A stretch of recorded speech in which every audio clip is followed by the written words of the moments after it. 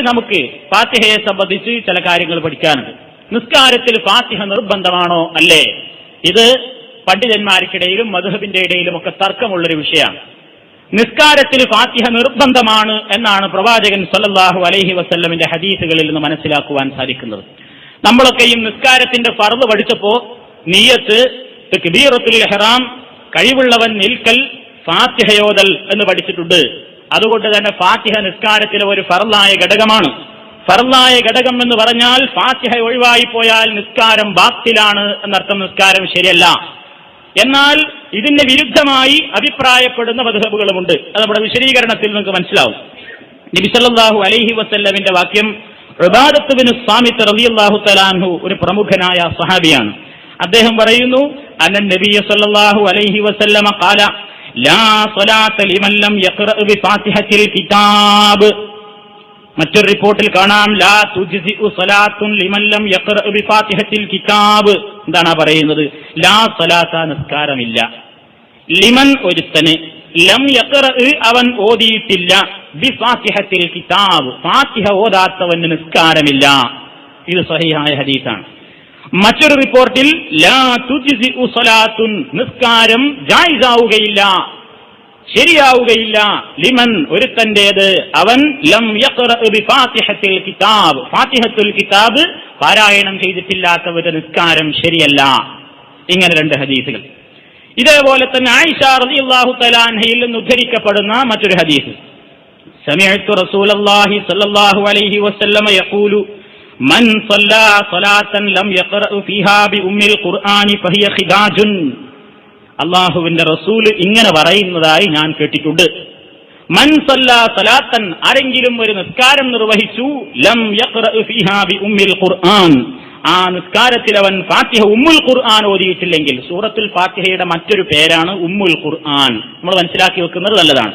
സൂറത്തുൽ ഫാത്തിഹക്ക് ഹദീസിൽ വന്ന മറ്റൊരു പേരാണ് ഉമ്മുൽ ഖുർആൻ. ഖുർആന്റെ ഉമ്മ, മാതാവ് എന്ന പേരിലാണ് സൂറത്തുൽ ഫാത്തിഹ അറിയപ്പെടുന്നത്. ആ സൂറത്ത് പാരായണം ചെയ്യാത്തവന്റെ നിസ്കാരം ഫഹിയ ഖിദാജുൻ. ഖിദാജ് എന്ന് പറഞ്ഞാൽ അത് നാഖിസുൻ, ന്യൂനതയുള്ളതാണ്, ഫാസിദാണ്, ഫസാദാണ്, കുഴപ്പമുള്ളതാണ്, ശരിയാവില്ല എന്ന് മറ്റൊരു റിവായത്തിലും നമ്മൾ കാണുന്നു. അതെ, നിസ്കാരത്തില് ഫാത്തിഹയോദൽ നിർബന്ധമാണ് എന്നീ ഹദീസുകൾ നമുക്ക് മനസ്സിലാക്കി തരാണ്. ഇനി ഇമാമിന്റെ പിന്നിലാണെങ്കിലും ഇത് ഓതണം. ഇമാമിന്റെ പിന്നിൽ നിൽക്കുന്ന ആൾക്കാർ ഒന്നും ഓതേണ്ടതില്ല എന്നാണ് ചില മദ്ഹബുകൾ പറയുന്നത്.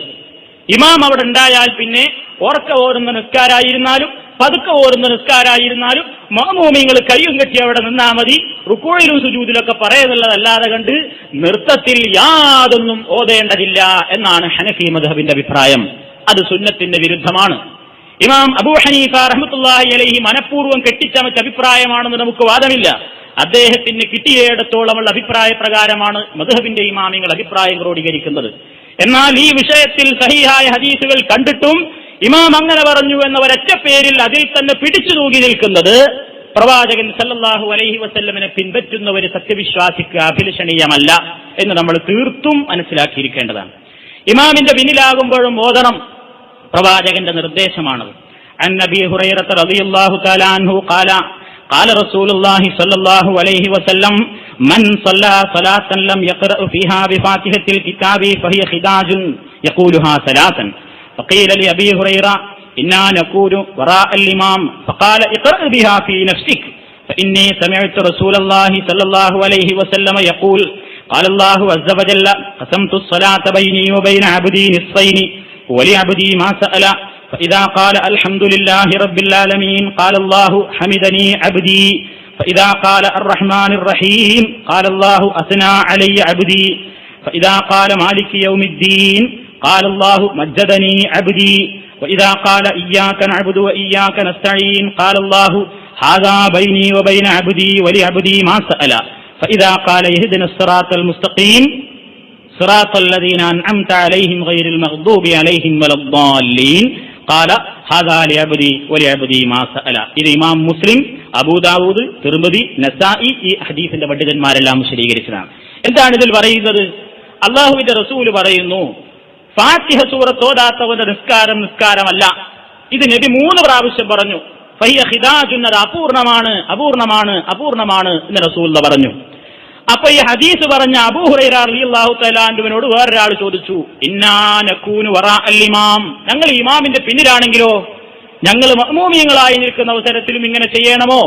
അപ്പൊ അദ്ദേഹം പറഞ്ഞു, ഇഖ്റ ബിഹാ ഫീ നഫ്സിക, നീ രഹസ്യമായിട്ട് ഓതണം, ഉറക്കം ഓതണ്ട. മഅ്മൂമിയങ്ങളാരും ഉറക്കം ഓതരുത്, ഇമാമിന്റെ ഓത്ത് വസ്വാസാകുന്ന രൂപത്തിൽ ഉറക്കം ഓതാൻ പാടില്ല.